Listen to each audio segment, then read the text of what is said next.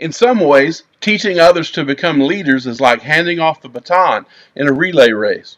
If you run well but are unable to pass the baton to another runner, you lose the race. But if you run well, recruit and train other good runners, and learn to hand off the baton smoothly, you can win. And when it comes to influence, if you can do that process repeatedly, you can multiply your influence incredibly.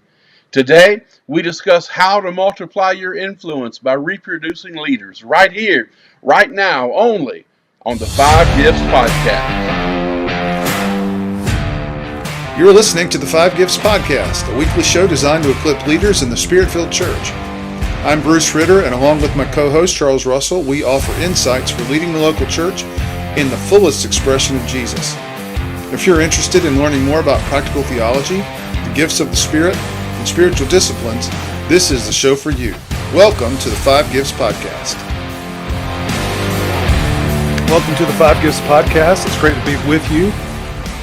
You know that we've been in Kenya for about a week now, and today we're concluding our time there. We've had our pastors' conference with over 500 leaders, and we're excited to share with you some of those testimonies in the coming weeks. This is a pre-recorded session, so this is coming on the day of our that we're going to be traveling home late this evening, and getting home late on Tuesday. But we're excited to be with you today and to share, I think, the last in our series, at least for now, on the subject of mentoring. It's been a long series, but I think a productive series. Charles, your thoughts? Well, first, Bruce, I want to say thank you for mentioning that this is a pre-recorded episode, because it looks like I haven't changed clothes in 3 weeks, and so generally, I change my clothes every day. But yeah, we've had a powerful week in Africa. We're traveling back to the States, ready to see family and be reunited, and then ready to share powerful testimonies of the work of God in this ministry trip. And so with all that being said, today is a day of talking about reproducing influencers. And so as we talk about the power of multiplication in leadership and in broadening our influence, Bruce, any thoughts, any words of wisdom that you have for us as we talk about reproducing influencers? Well, I don't know about wisdom. There's not a whole lot I know, but I do think it's important to reproduce influencers. And we're talking about the power of multiplying leaders. I want to say to every pastor that's listening, your calling, again, is to equip people. And I think one of the tests is learning to become, some people call it the level 5 leader. That's a leader of leaders. And if you think about as a leader, you want to take that step yourself. And so becoming a leader of leaders means that you've got to reproduce yourself. I think it's one of the most significant stages of influence. Anyway, here's some of the benefits of creating leaders in your organization. Number one, reproducing leaders will raise your influence to a new level. You'll realize that your reach in just a few people begins to extend out and reaches the people that they influence. So what's really powerful as a leader is when you begin to hear your terminology and your values and your vision articulated and filtered through the leadership of other people and the people they influence. So definitely reproducing leaders will raise your level of influence to a new level. Number two, reproducing leaders raises the new leader's personal potential. So when you think about the time and the investment that you're making in other people, you realize that you begin to see them scratch the surface of their potential and dig into that and begin to grow and reach into their new potential. You begin to have a very satisfying feeling. I think when your value is empowerment and leadership development. Number three, reproducing leaders multiplies your resources. Man, any organization that's got a strong team of leaders is a strong and a more productive, and I think a more potential laden organization. So again, reproducing leaders will multiply your leadership resources. And then number 4, reproducing leaders ensures a positive future for your organization. You're establishing an infrastructure for innovation, for development, for productivity. Every time you focus on reproducing leaders, you're building value into your organization, your church, or your team. The truth is that everyone has the potential to multiply influence by developing and reproducing leaders. Again, if you look at that as the nature of being a leader, then you realize that you have that potential. The ways that you can accomplish this are pretty simple. Number 1, you have to lead yourself well. A few weeks ago we talked about living in a spirit of gratitude. Anything that you can do to invest in your own spiritual life to become a more whole, godly person, I think is maybe one of the best first steps to leading yourself well. Because leading others begins with leading yourself. Number 2, look continually for potential leaders. Have a mind to begin to mark and identify people that have leadership potential, especially people that have a relationship with you that might be conducive to mentoring or coaching or building out their leadership potential through some kind of structured relationship. So look continually for potential leaders. It has been said, when the student is ready, the teacher will appear. So be that teacher for those people. They're looking for you as people, as the person, the catalyst to help develop them and grow into their potential. Number 3, another way to accomplish this is put the team first. How much better can you make your teammates? That really is, I think, the key to being a strong leader, is because when you increase the value of the individual on your team, you're making the team better. So, Charles, those are just a few thoughts. I think most leaders recognize the need to reproduce other leaders of influence within their church organization. But that's not an easy mind shift, is it? No, it's not, because what we're talking about is moving from maintenance mode into multiplication. And for most people, we live in maintenance mode. And so we're trying to kind of break up the fallow ground and move uh, from maintenance again into multiplication. So maintenance mode. What does that look like? What does that mean? When I think about that, I tend to think that people that are stuck, and that's what it is. They're stuck. They're frozen in maintenance mode. Is that they want to keep from losing ground rather than making progress. You know, we talk about that. We're talking about as leaders, reproducing leaders in this episode, but it's true in churches as well. As you think about a church, um, the churches that are frozen, that are stuck, uh, more than most likely, they're probably interested more in self-preservation than advancing the agenda of the kingdom. Uh, they're interested in more probably in kind of holding the fort than building the church and pushing darkness back in the community that they are planted and called to serve in. So we've got to get out of maintenance mode so that we can get into multiplication, and to do that we have to change the mindset of wanting to keep from losing ground and begin to move into a mindset of we want to take new ground. We want to make progress. And so there's 5 stages that exist between maintenance and multiplication. The first stage would be what we would call scramble. This is the lowest level, and people or leaders, organizations that are in this scramble stage. Again, it's the lowest level, and they can't seem to keep anyone they hire. They're just burning through volunteers, burning through employees. Turnover is just at high levels. They're scrambling. That's why we call it scramble. They're constantly scrambling, looking for new people, looking to fill leadership and volunteer roles, and so just not able to keep anyone they hire. The next stage is survival. So if you're in scramble, look, you want to at least take the next steps, try to get to survival. Um, so that would be the next step up. But this isn't a good reality either. It's better than scrambling, but at least we're surviving now. But in survival stage, nothing is being done to develop people. Um, you've at least kind of stabilized, being able to kind of keep people in place, but it's to their neglect because nothing's being done to develop people. Everything's still remaining stagnant. Nothing's changing. No progress is still being made because no one is being developed in the survival stage. The next stage is siphon.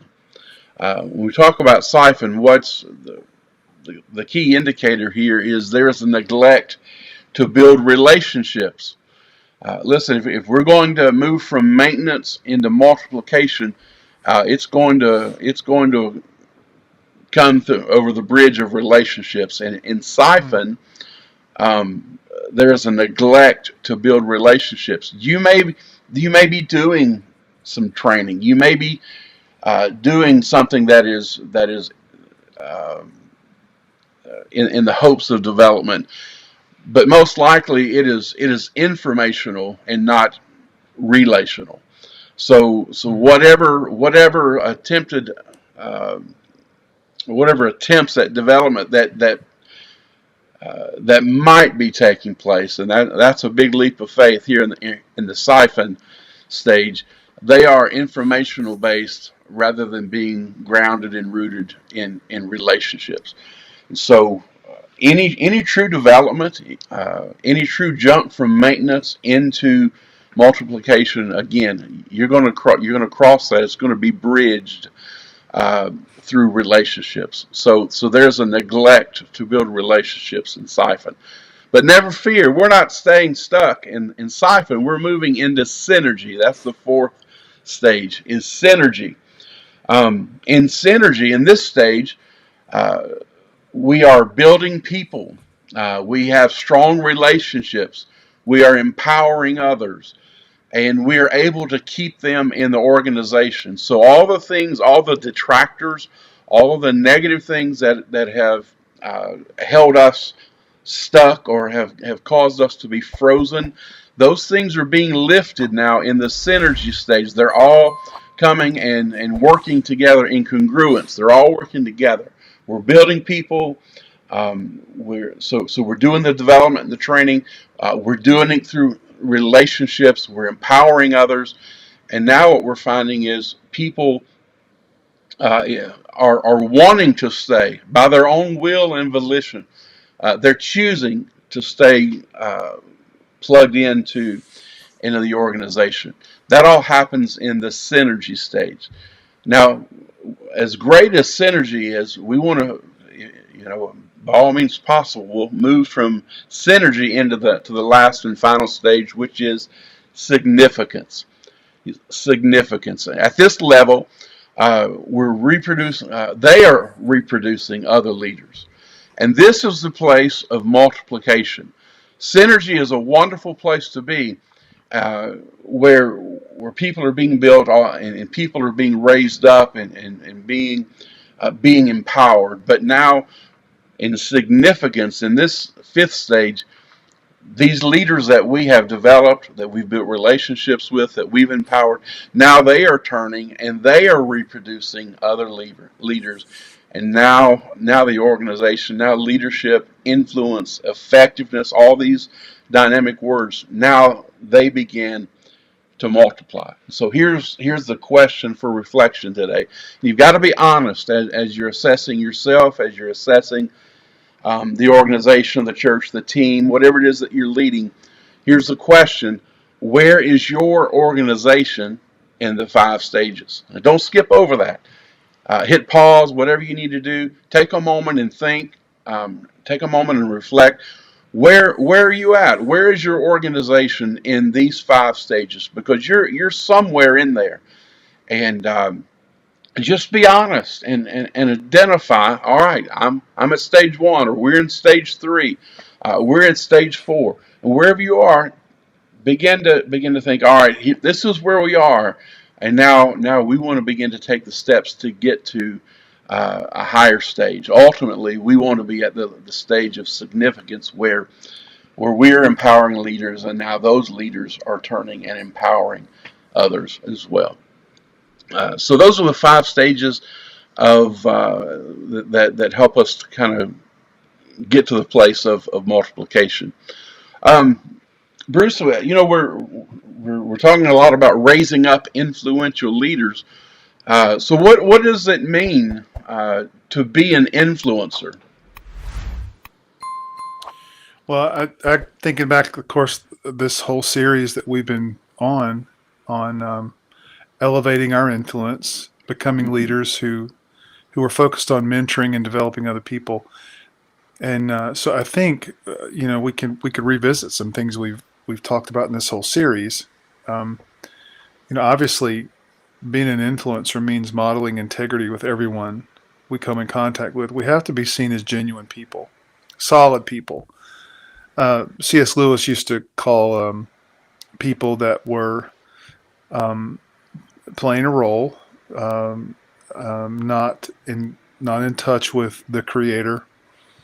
That he called them ghosts and thin people, people without a lot of substance. And as a leader, you got to be a person of substance. You can't lean on charisma and personality and title. You have to be the kind of person that says what you mean and means what you say. You have to be solid. There has to be content. There has to be character in your life. And because people are, they may initially be attracted to glitz and style and charisma, but when there's no content behind that, they're gonna they're gonna walk away easily. So modeling integrity with everyone is crucial.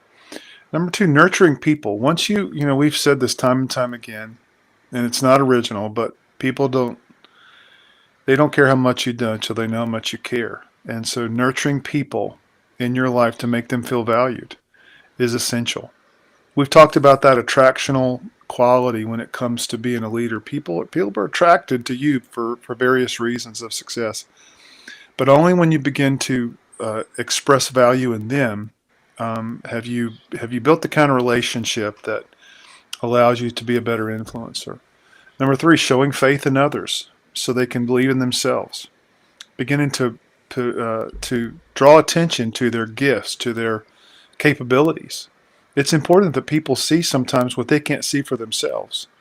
And as a leader of influence, when you convey that to someone else, that comes with a tremendous amount of weight and authority that they need. They need that anchor, that emotional anchor that in you to help them become more confident in their own abilities. Number four, and boy, this is so crucial to me. I probably would rank this high, but listening to them so that you can build a relationship with them. We've talked time and time again about being a better listener. Please go back and revisit our video, our podcast episode on listening, because that skill alone is going to elevate you in the lives of the people that you're trying to lead. And once they see that skill in your life elevated, then they know you're communicating value to them. You're communicating a sense that you appreciate their input and their ideas. So, so growing as a listener is vital. I think number five, understanding them, willing to listen to them, and then taking the next step of really seeking to understand them. What drives them? What are their passions? What are their motivations? What are their values? Once you understand them, you can help them achieve their dreams because you begin to understand their dreams. You understand why it's so important to them, and you understand what drives them. And when people have a sense that you understand that about them, then there's certainly more investment um, in mentoring protege kinds of relationships. Enlarging them in order to increase their potential. Again, we can talk about people's potential all the time, but The truth is that very few people have others that are invested in their potential. The old adage, or the illustration of a contractor who's involved in construction. They can take someone around to places in the city where they've got different buildings at various stages of development. Um, it's hard to do that with people. It's hard to look at the different people that you're leading or mentoring and show their stage of development. It's not always as concrete. But when people know that you're invested in them to build them up to their capacity and maybe even enlarge their potential, that's a tremendous quality. That it's an interpersonal dynamic there that engenders trust, and they begin to look at you as someone that they trust to help them grow. I think navigating them through life's difficulties, because we're all living life, and life can be unpredictable. It can bring its own challenges, and so when someone knows that you're with them, not only to give wisdom and tell them how to respond, but again, going back to those skills of listening and understanding. When people know that you're with them in life's challenges, um, then then they certainly have some buy-in, I think, to you as an influencer and in their life. Connecting with them, we've talked about the skills of connection, what it takes to really build those deep level relationships with them to help people move to a higher level. Again, that's important. Empowering them to become the person they were created to be. Once you have taken on the mindset, and we've talked about that mindset shift of what it takes to become an empowerer of other people, not just lead them, but to help them feel a sense of confidence and readiness for new challenges. Again, that's vital. And then lastly, reproducing other leaders so that your influence can grow through others. As an influencer, when you begin to raise up other influencers, you're impacting and extending your ability to influence. That's why we call it the level 5 leader, because you're becoming a leader of leaders. And so those are crucial and important steps when it comes to raising up influential leaders. Charles, what would you add before we close today? Well, again, just to kind of speak on the whole theme of the episode, is just to offer my encouragement. Be a leader that moves from maintenance to multiplication. Reproduce other leaders, so that again, you can lift the lid off of your life and off of the organization that you're leading. There's some powerful truths and principles here to chew on, to ponder on, reflect on, and I would just encourage you to take some time to do that, and then begin to write write a pathway out of how you're going to empower and how you're going to raise up these influential leaders, and maybe even paint a picture of what that could look like in the organization that you lead as you raise up influential leaders. Absolutely. We want to thank you again for joining us today on the Five Gifts podcast. We realize that some people are watching this on Monday. You may be watching this on Tuesday or some way later in the week. But we're grateful that you've tuned in. Please remember to like, follow, subscribe, and share our podcast or our podcast channel with other people in your life. We want to welcome a bunch of new folks from Nairobi, Kenya, and other parts of Kenya that are tuning in to us. You're welcome to go back and revisit some of our older episodes and reach out to us. Everyone's invited to reach out to us to let us know through comments what you're experiencing in being a follower of our podcast, what you're learning, and maybe even ways that we could help you. Please don't hesitate to reach out. Remember, our new website is the5gifts.org. Again, more and more information is coming out there to let you know what God is doing with us and where we're trying to be on mission with Him. Also, you can reach out to Charles at charlesrussellministries.com and charlesrusselltraining.com. Charles is excellent at putting together a customized strategy to help you take the next step as a leader, whether it's in the local church or in the marketplace. I also invite you to reach out to me at coachingcardia.com. And I have a website devoted to helping people grow in spiritual life and leadership. And I want to be a servant to you as best I can. So please feel free to reach out to me there. We will see you next week right here on the Five Gifts podcast. We can't wait to connect and see you tune in again. God bless. You've been listening to the Five Gifts podcast. If you would like to take the next step as a spiritual leader, we invite you to visit either of our websites or contact us for leadership coaching. We can help you reach the next level in your own growth and leadership. We provide leadership, spiritual gift, and personality assessments that give you a better grasp of your leadership style. And we also create a customized growth plan that empowers you to reach your full kingdom potential. We can't wait to hear from you.